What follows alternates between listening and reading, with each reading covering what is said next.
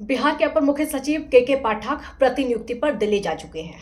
जी हाँ, सबसे पहले तो आप सब लोग खुश हो जाइए और अगर आप बिहार के शिक्षक हैं तो सबसे पहले खुश हो जाइए, क्योंकि सबसे ज़्यादा जो परेशानी हो रही थी के पाठक से, के पाठक के आदेशों से, समय को लेकर और तमाम बदलावों को लेकर वो शिक्षकों को परेशानी हो रही थी। तो अगर आप शिक्षक हैं, बिहार के हैं, तो आप खुश हो जाइए, क्योंकि के पाठक प्रतिनियुक्ति पर दिल्ली जा चुके हैं।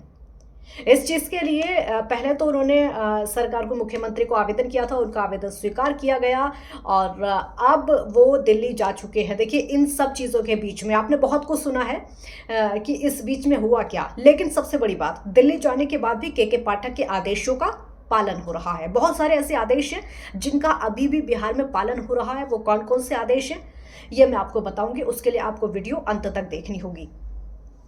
के पाठक से शिक्षक परेशान क्यों थे? समय को लेकर परेशान थे।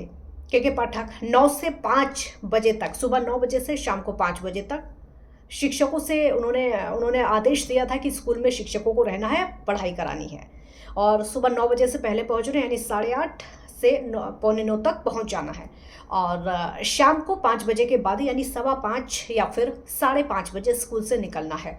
इसको लेकर शिक्षक परेशान थे, क्योंकि ऐसा नहीं होता है। जो पढ़ाई होती है वो 10 से 4 होती है, सुबह 10 बजे से शाम को 4 बजे तक।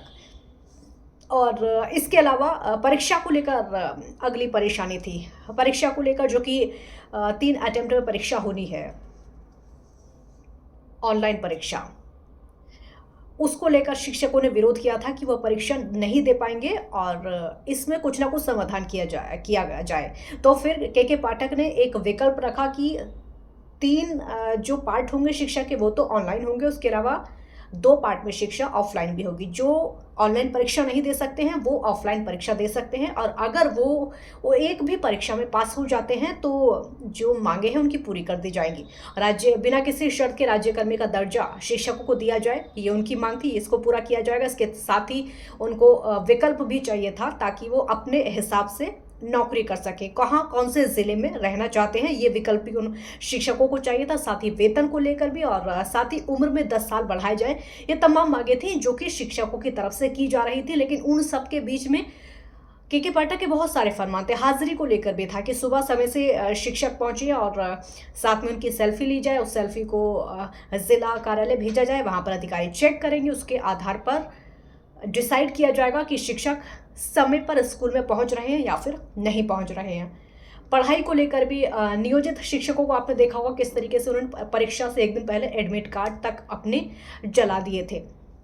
तो ये सब परेशानियां थी। के पाठक के ऐसे आदेश, तुगलकी फरमान इसको कहा जा रहा था, अपनी मनमानी चलाना भी इसको कहा जा रहा था, जिसकी वजह से बिहार के शिक्षक परेशान थे। खैर, आप लोग खुश हो जाइए, क्योंकि के पाठक दिल्ली जा चुके हैं प्रतिनियुक्ति पर। दिल्ली में उनकी प्रतिनियुक्ति हो गई है, बिहार में वो नहीं है।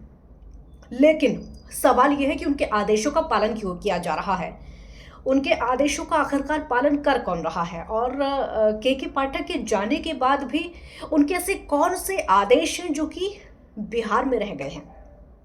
तो देखिए, आदेश ये हैं कि जो 28 फरवरी को बैठक हुई थी उसमें शिक्षा विभाग की तरफ से आदेश दिया गया था कि सभी विश्वविद्यालयों के कुलपतियों को पहुंचना है, लेकिन वो नहीं पहुंचे थे, क्योंकि उस बीच में राजभवन ने भी आदेश दिया था कि आपको नहीं पहुंचना है।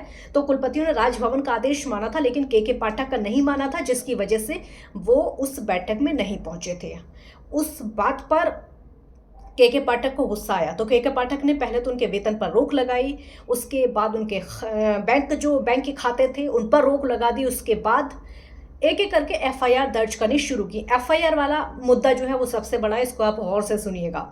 एफआईआर जो दर्ज करानी शुरू की थी, वो वाली जो प्रोसेस है वो अभी भी चल रही है, पूरी प्रक्रिया अभी भी चल रही है।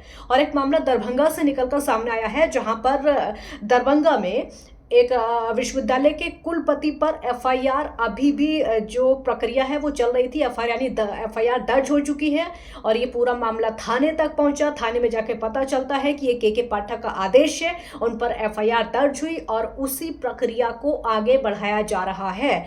तो वहां से एसपी के द्वारा इस बात की जानकारी दी गई है दरभंगा से कि कुलपति के खिलाफ एफआईआर दर्ज, यानी प्राथमिकी दर्ज करा दी गई है और वो प्रक्रिया अभी भी चल रही है। तो इसीलिए सवाल ये उठ रहा है कि के पाठक के जाने के बाद भी उनके आदेशों का पालन कौन कर रहा है? के पाठक के जाने के बाद भी जो तुगलकी फरमान थे उनके, उसको आखिरकार कौन लागू करवा रहा है? कौन अभी भी कुलपतियों पर कार्रवाई कर रहा है? कौन अभी भी शिक्षकों पर कार्रवाई कर रहा है? क्या ऐसा तो नहीं कि के पाठक चले गए हैं, उनके अधिकारी अभी भी रह गए हैं? जो उनके अधिकारी काम किया करते थे, फरमान लागू किया करते थे, क्या वो अभी भी के पाठक का आदेश मानकर शिक्षकों को परेशान तो नहीं कर रहे हैं? आपको क्या लगता है? कमेंट करके बताइएगा।